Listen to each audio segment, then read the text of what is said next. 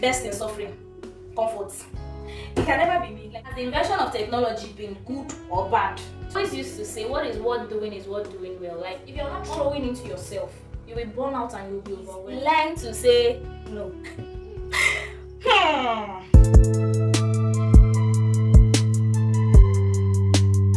Hi guys, Comfort here. Today we're going to be talking about work-life balance while I cook. So come with me. Okay, what am I cooking? I'm cooking spaghetti. I'm cooking spaghetti. Yeah. Why work-life balance? Honestly, work-life balance because we all need it. It's something that most people still struggle with. So yeah, it's one of the things that I have been very intentional about lately, because you find out that you're so busy, you're so overwhelmed with certain things that you forget to create a balance between work and your personal life. When you hear work-life balance, what it simply means is the ability to create a balance between your professional life, that's your work life, and your personal life in a way that it reduces stress, in a way that it improves your general health and well-being. For the sake of this video, I'm going to be sharing some tips that has helped me and that is currently helping me, because I know that this might help someone out there. Let's get right into it. So the first thing that I do is setting boundaries. Setting boundaries in what sense? I'm coming. My water is boiling and I have to put this. Okay, I'll be right back.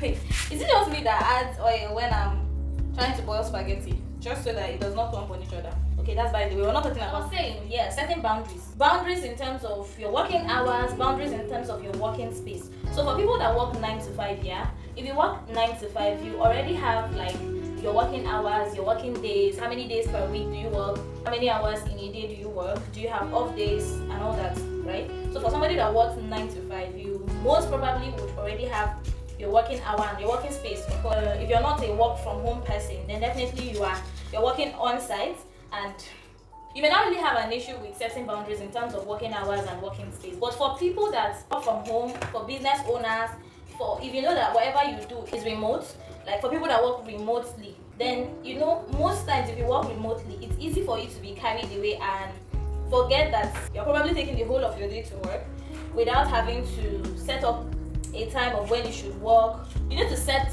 boundaries in terms of your working hours. So if we have 24 hours in a day, I'm supposed to work for so and so hours. After setting up the hours you're supposed to work, if you're a morning person, afternoon or evening, then you set up a working space. You get, some people are always fond of using their bedroom or their sitting room as their working space. If you can, set up a working space and know that this is my working area, this is my working space, just so that it can help you to be self-conscious or self-aware that if I'm in this space, this is my working area and this is what I have to do in this space. If you're supposed to work 6 or 8 hours a day and you find out that you're working 10 hours a day, then you're already intruding into time for something else, probably rest or time that you get to do other things. So be very intentional about boundaries, and I know that there are days that there could be exceptions, like you probably close late that day or something somehow just made you work an extra hour, but it shouldn't be something that is frequent if you're really intentional about creating that balance. So yeah, point number 1, be very intentional about your boundaries. Tip number 2 or point number 2 is prioritize and delegate tasks. I'll give you an instance. Let's say, let me use myself as an example. Tomorrow is Saturday, and these are the list of things that I have to do. So let's assume that these are the list of things I have to do on a Saturday. I have to work out, I have laundry to do, I have church rehearsals, and I have video editing or videos to edit. Okay, so having that list of things that I have to do on a Saturday, if I really want to achieve all those things on that day, and I go ahead to do them myself, I might end up being burned out. You should be able to look at the tasks or whatever it is that you have to do and know which one is very, very important at that moment. Like, be able to wait. By the time I look at these tasks, there are some tasks that will need me to do it by myself, and there are tasks that I can delegate. Among these tasks, the ones that I can delegate is laundry. I can delegate laundry. The errands that do not really need me to do it hands-on, I can be able to delegate that. I can even delegate video editing. That's if I have a video editor that I use. So yeah, be able to look out for the tasks that you have to do and know which one it is that is very important for you to do at that moment. Also look out for the tasks that you can be able to delegate, just so that you are also productive and you're not burning out yourself.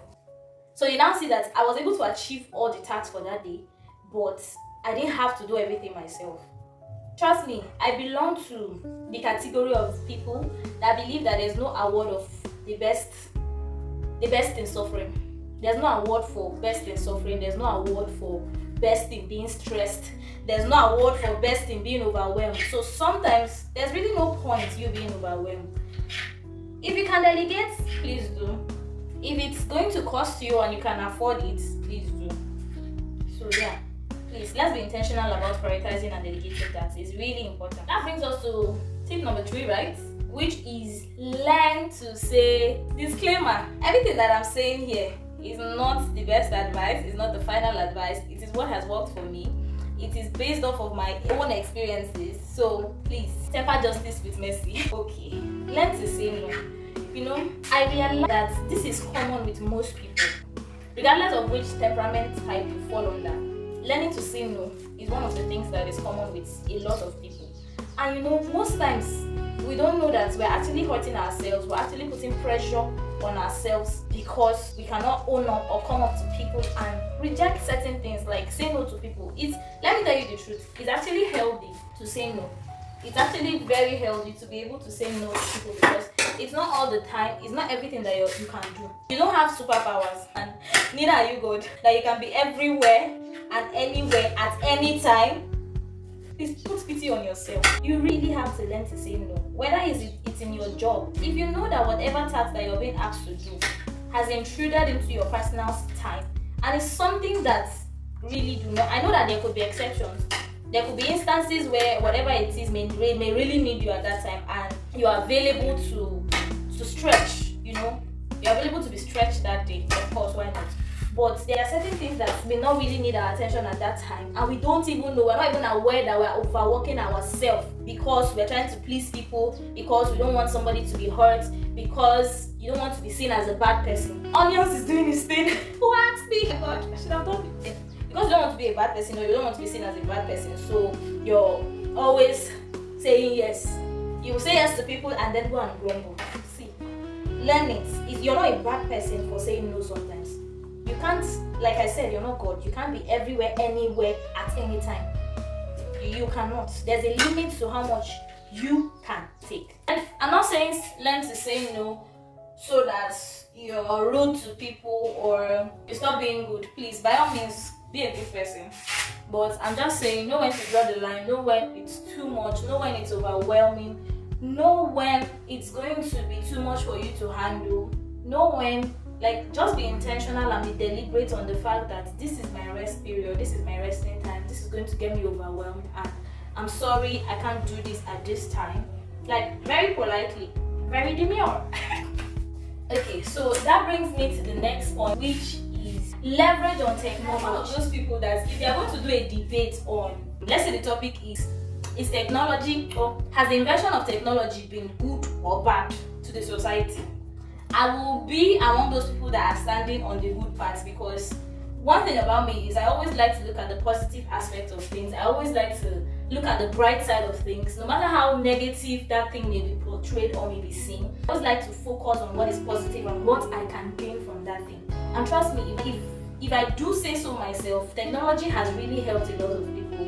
Whether you're talking communication, whether you're talking making money, whether you're talking education, whether you're talking career, whether you're talking business, technology has really helped a lot of people.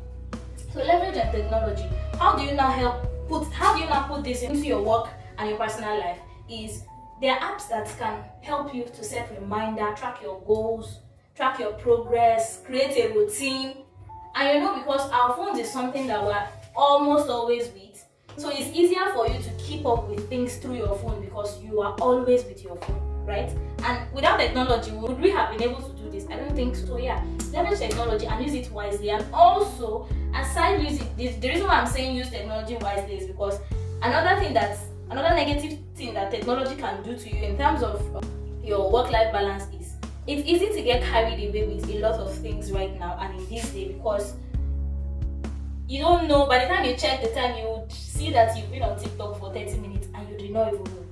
When you would have been using probably 20 minutes to do something else. So be deliberate, be intentional about your screen time and the time you spend socializing. I'm not saying you should not, but be intentional about the time you create for that.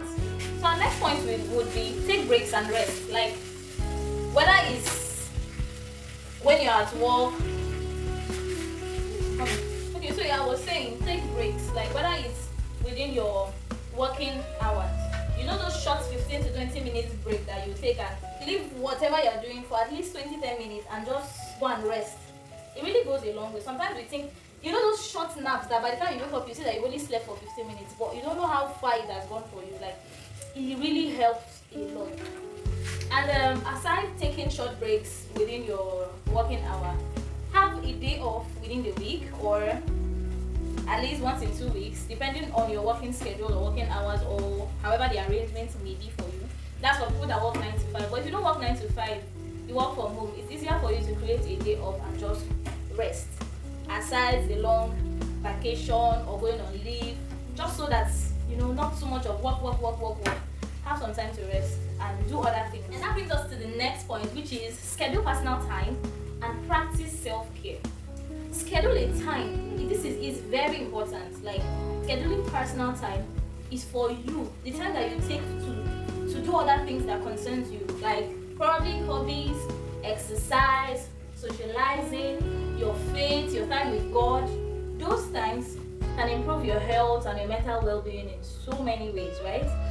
It could be as little as taking walks. Probably your routine may be that I'll take walks every evening. I would run for 15 minutes every week. You know, something that you know you can achieve. Don't set something that you know is going to be difficult for you to do or to start with. Set up something that will keep you active, because it's only when you're active that you'll be able to function well. So your self-care is very important, and prioritizing your personal time that you engage in hobbies that you like to do, time that you go out, you do something different, time with family, your time with God. Those times are very important, because it's easy for us to be overwhelmed with so many things that life throws at us, and we are forgetting that we're not throwing into ourselves. Because if you're not throwing into yourself, you will burn out and you'll be overwhelmed. So be able to have that personal time, create a routine for that, and work by it. My last point would be focus on quality and not quantity. The reason why I'm saying that, okay, let me give you an instance. If I work in 9 to 5 and I have a task that I am supposed to finish, right? I rush to finish that task. And I know that rushing to finish that task may have me do it again. It's then being brought back to me, and now I have to do it again. So you now see that something that I should have finished the first time I did it, I'm having to do it again, which take me more hours of work to finish that task. Also for people that work from home or business owners, for example, maybe you're a fashion designer or you're into pastry or baking, and you know that whatever you're doing, your focus should be on the quality of what you're putting out, so that you're delivering the best quality and you will not have to do it again. Because trust me, by the time you repeat something over and over again, you would be tired of doing it, and that's where you're getting burned out or getting overwhelmed when you would have done it well the first time. I always used to say, what is worth doing is worth doing well. Like, you're going to make mistakes, you learn from them. Or your focus or your desire should always that this thing should come out good, this thing should come out perfect, with good quality, so that you will not have to go over and over doing it again and get yourself burned down. Just like a quick summary of what we've been saying so far, what we're talking about today is work-life balance, and I gave out some point that has been helping me so far, and I thought to share it. So let's run through it again. Set boundaries, prioritize and delegate tasks, learn to say no, leverage on technology, take breaks and rest, schedule personal time and practice self-care, and then lastly, focus on quality over quantity. I hope this helps someone. If you found this video helpful, please do give it a thumbs up. Drop your comments down below, because I would really love to respond to them. Share this video to someone that you think needs it. And if you've not subscribed to my channel, please subscribe. And until next time, Comfort signing out. If you found this video helpful, comment down below. I would love to respond to your video. Work-life balance is something that we all need. Like I said in the sense, almost everyone, regardless of whatever temperament Like I said in the beginning of whatever you're doing, your focus should be on the goal. Like always strive to be perfect. I'm not saying be perfect.